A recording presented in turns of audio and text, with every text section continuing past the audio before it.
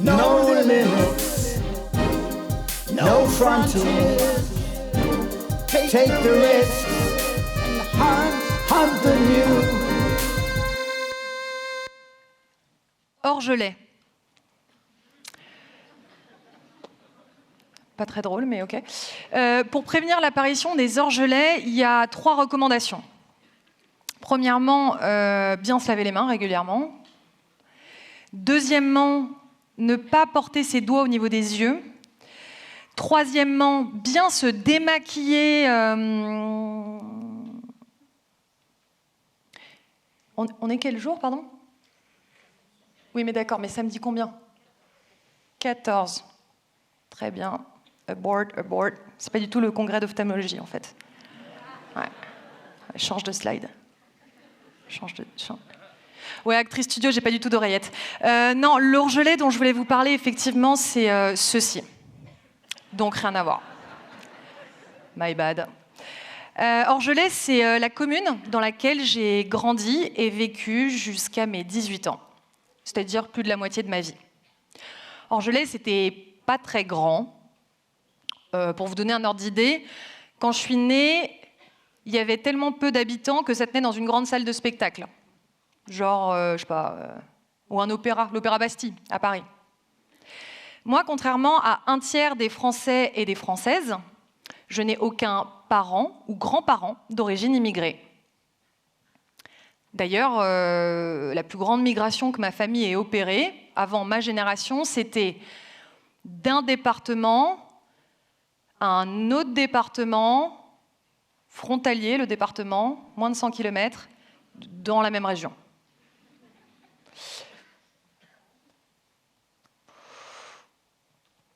Ouais. Du coup, j'aimerais qu'on fasse un exercice ensemble. C'est une invitation, personne n'est obligé, le consentement, rappelez-vous. Mais je vous propose, je vous suggère de fermer les yeux. On est entre nous, allez-y, fermez les yeux, 30 secondes. Imaginez-vous être assis ou assise à côté de la petite fille de 10 ans que j'étais dans son salon, qui regarde la télévision et qui regarde des documentaires d'évasion ou des grands reportages. De contempler avec moi les eaux chaudes du Pacifique, les glaciers de l'Arctique, découvrir l'Inde et ses plus d'1 milliard d'habitants. Tout ça depuis votre canapé à Orgelet.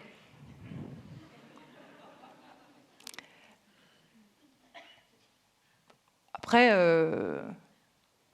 c'est vrai que j'avais un peu des envies d'ailleurs, quoi. Avec mon meilleur ami, qui était aussi mon voisin, parce qu'on n'allait jamais vraiment très très loin, c'était hyper pratique, avec des potes, et nous, on avait une façon de renommer Orgelet. On l'appelait Los Orgeles.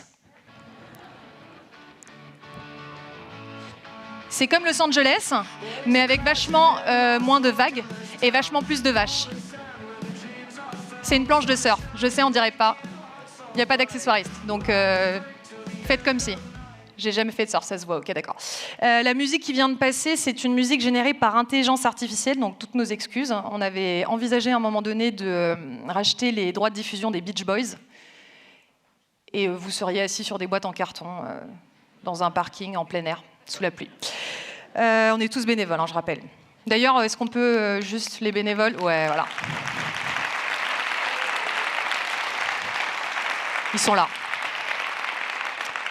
Merci pour elles et pour eux. Avec mon meilleur ami aussi, on réalisait des films. Ouais, des films. À gros budget. On prenait des boîtes en carton, on les collait les unes aux autres avec de la glu, on les foutait dans l'espèce de bac à sable juste en bas de chez moi. On prenait le caméscope à cassette de mon père, Michel. Il s'appelle vraiment comme ça. Et on faisait des plans aériens comme ça, pour faire comme si on était par hélicoptère. La bande-son, on prenait le lecteur CD, on mettait les 10 commandements, ça parle à tout le monde. Voilà.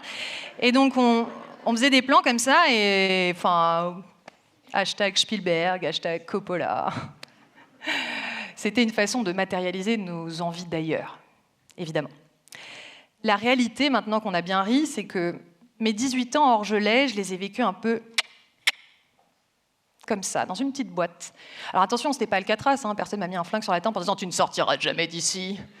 J'avais le droit de partir, d'ailleurs, on voyageait même avec mes parents qui encourageaient ça, mais l'immense majorité de mon enfance et de mon adolescence se résumait à moins de 20 km². Ma frontière à moi, c'était ça. J'étais un peu à l'étroit. Alors comment j'allais les assouvir, ces envies d'ailleurs ? Il y avait un truc qui me plaisait quand même vachement. C'était le journalisme. Mais pas n'importe quel journalisme, hein. Le journalisme de terrain, le reportage. Je m'imaginais un espèce de crossover entre Tintin Reporter et Lois Lane. Lois Lane, tout le monde là ? J'explique. Smallville, Clark Kent, Superman. Lois Lane et Clark Kent, ils bossaient au Metropolis, pardon, excusez-moi, j'ai perdu un peu le... ils bossaient au Daily Planet, dans la ville de Metropolis, ils étaient reporters, et je trouvais ça vraiment super, quoi. Et petite parenthèse, même si je sais que vous serez d'accord avec moi, est-ce qu'on est d'accord, il faut débunker ça, que la plus grande arnaque de notre enfance, c'est absolument pas le Père Noël. C'est de nous faire croire que Superman, qui avait un slip par-dessus ses collants, avait juste à le retirer, enlever l'espèce de gel gominé qu'il avait dans les cheveux, à mettre des lunettes, et paf, un journaliste. Voilà, on est d'accord, c'est de la grosse arnaque.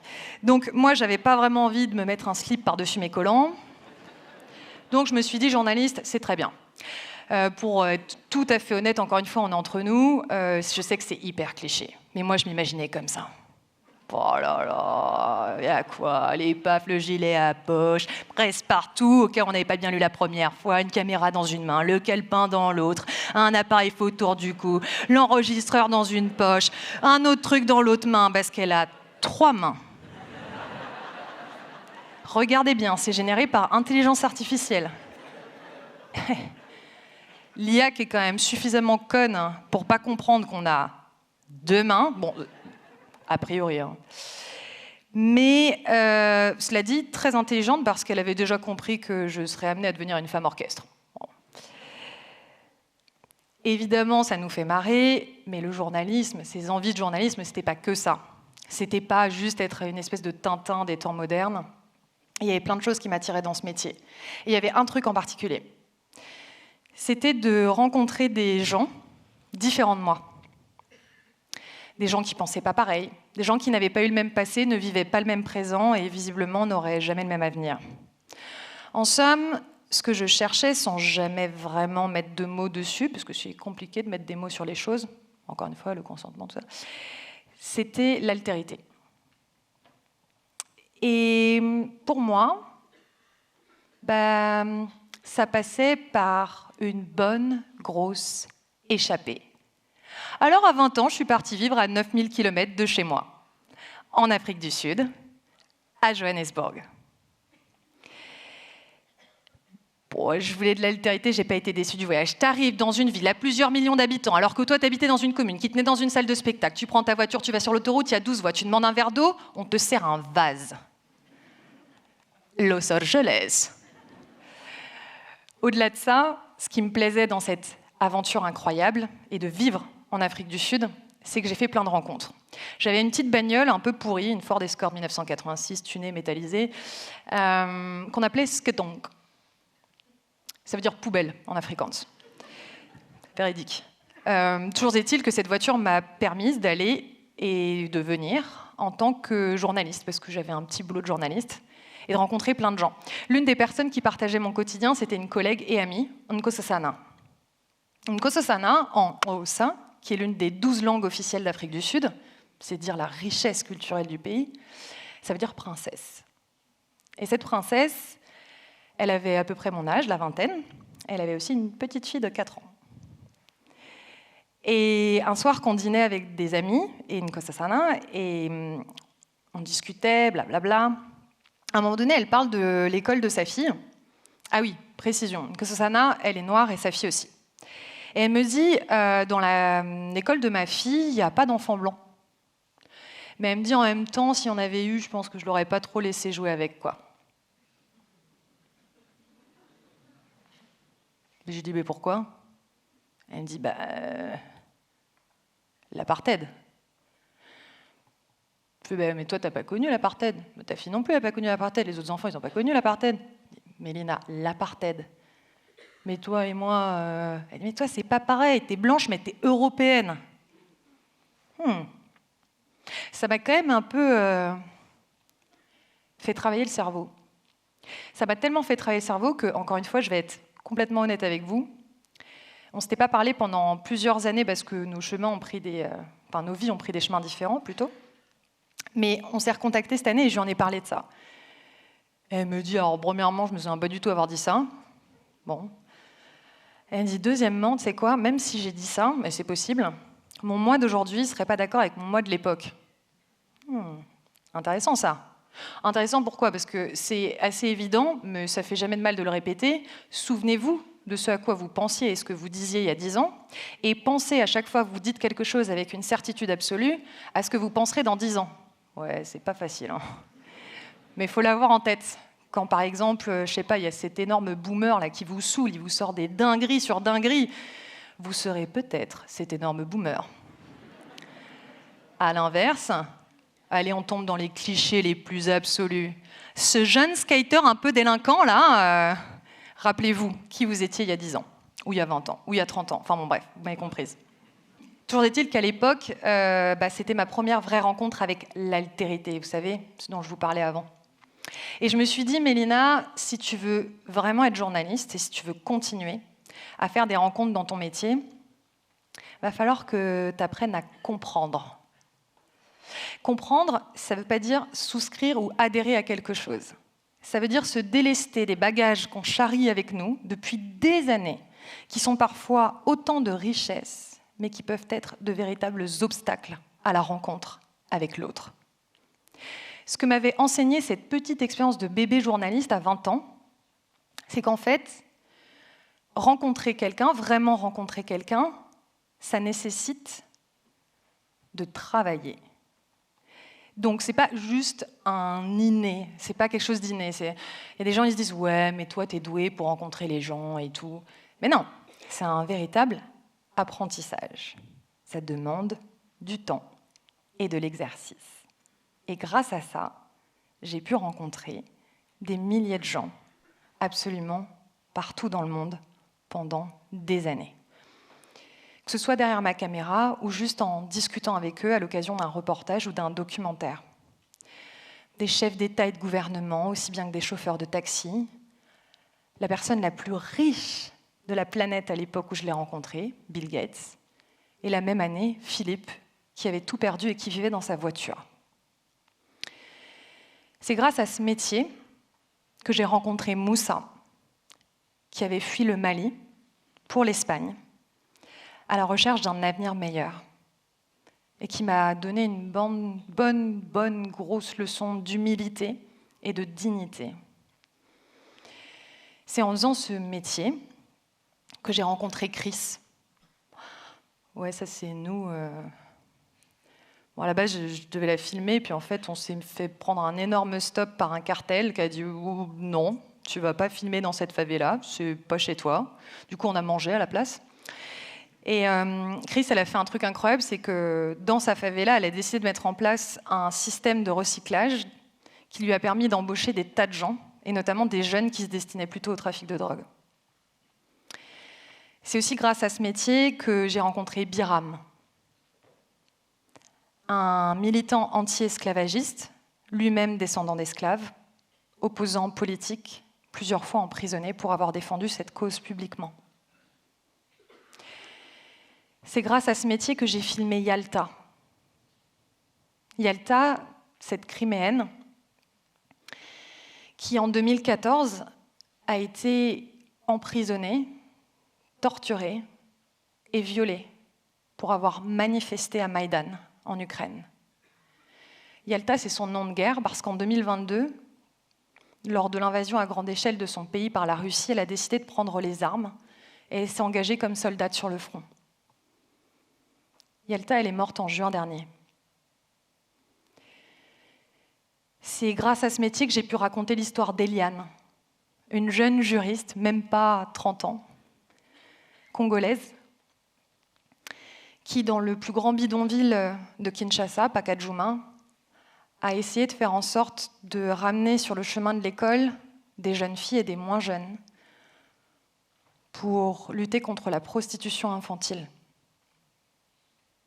C'est grâce à ce métier que j'ai écouté, fascinée pendant des heures, Yael et Nivine. Elles sont juste là. Le gros nez, là, c'est moi qui les écoute complètement fascinée. Yael et Nivine, c'est une Israélienne et une Palestinienne qui, bien avant le 7 octobre 2023 et qui continue aujourd'hui, ont décidé de travailler main dans la main pour mettre en avant les notions de paix, de justice et de fin du cycle de la violence. Elles ont pris le parti de travailler ensemble pour montrer qu'un autre chemin était possible devant des gens qui peinent à les écouter et dont, il faut le dire, parfois les journalistes peinent à leur tendre un micro quand on couvre les conflits. À cause de ce métier, j'ai compris, j'ai découvert ce que la guerre faisait aux êtres humains.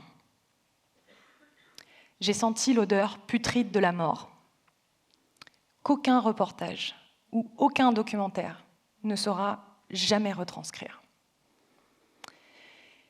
J'ai pleuré à m'en arracher le cœur. J'ai eu l'estomac au bord des lèvres, plus que de raison. Tout ça à cause de ce métier. Mais grâce à ce métier, j'ai aussi dansé au milieu du chaos, dans la boue et le froid de Donetsk. J'ai chanté à tue-tête des paroles que je ne connaissais pas sur des routes sinueuses de Cisjordanie au milieu des oliviers. J'ai bu des centaines et des centaines de cafés et de boissons indéfinissables avec des gens qui ne parlaient pas ma langue et dont je ne parlais pas la langue, ou si peu, d'est en ouest de cette toute petite planète. Grâce à ce métier, j'ai explosé de rire en écoutant les vannes que sortait un ex-soldat à une vieille grand-mère dont le père avait combattu dans l'armée rouge à Stalingrad et qui aujourd'hui ne comprenait pas pourquoi elle devait se protéger des bombes russes. En journalisme, il y a un truc qui s'appelle la loi de proximité. Je ne sais pas si vous en avez déjà entendu parler. Ça a un nom affreux. Parfois, on en entend parler sous le terme de hiérarchie de la mort. Ou mort kilométrique. Pas très joli, hein ? C'est un principe qui veut que quand on est journaliste, qu'on travaille dans un média, on s'intéresse vachement plus aux morts qui se passent en bas de chez nous qu'aux morts qui se passent à des milliers de kilomètres, surtout si c'est dans des pays qui ne sont pas occidentaux. Et c'est vrai, c'est une réalité, ça existe. C'est à la fois complètement humain et tellement injuste. Mais c'est normal, dans cette pièce, on va être beaucoup plus affecté par le déplacement de centaines de personnes qui vivent dans notre département à cause des inondations que par des millions de déplacés qui ont fui la guerre au Soudan en moins d'1 an.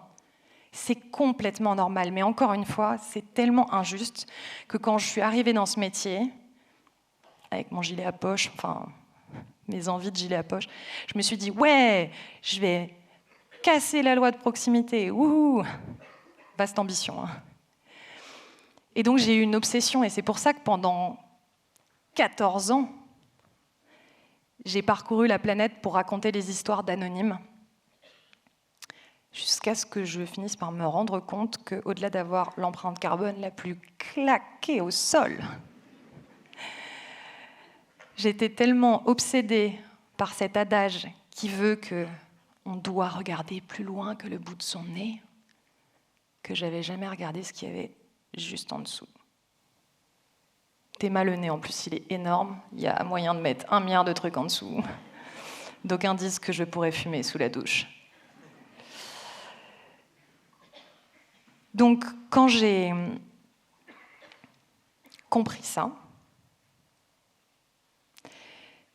je me suis dit, ok Mélina, c'est vrai que c'est vachement plus cool en société de dire que t'as fumé un gros bong descendu, 1 litre de vodka avec un couple russe et un pote suisse à la frontière afghano-tadjik, l'abus d'alcool et de drogue est dangereux pour la santé, ok ?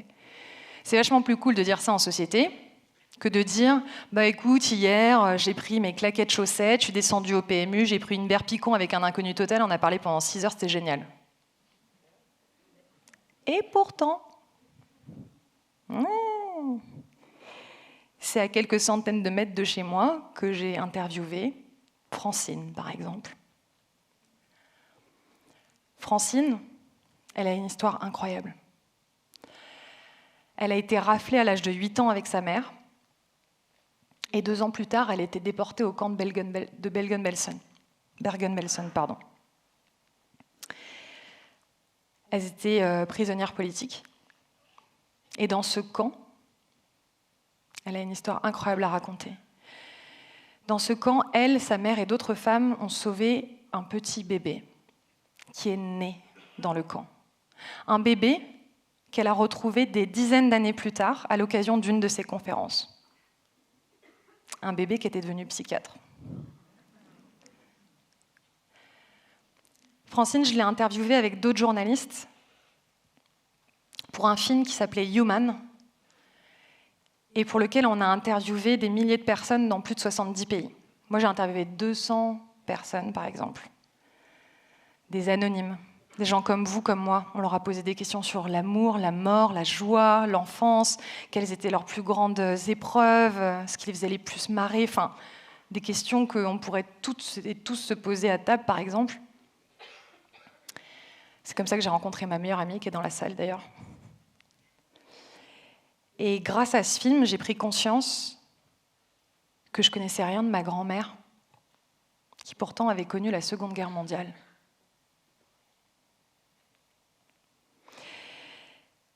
Il y a un petit bouquin, je ne sais pas si vous en avez entendu parler parce que c'est assez confidentiel, ça a été tiré à très peu d'exemplaires, Le Petit Prince. Ouais, pas connu, c'est bien ce que je pensais. Donc Antoine de Saint-Exupéry, son auteur, a dit ceci. Le véritable voyage, ce n'est pas de parcourir le désert ou de franchir de longues distances sous-marines. C'est de parvenir en un point exceptionnel où la saveur de l'instant baigne tous les contours de la vie intérieure.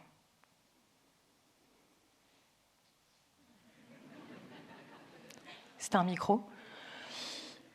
C'est totalement apocryphe, il n'a pas du tout dit ça, j'ai pris une citation sur Internet, tout le monde dit que ça vient de ce bouquin, je me le suis farci il y a 2 jours, il dit pas du tout ça. Nulle part, à aucun moment. Mais tout le monde a décidé de citer Antoine de Saint-Exupéry ce soir, donc je me suis dit, ok, bah moi aussi en fait, c'est bon.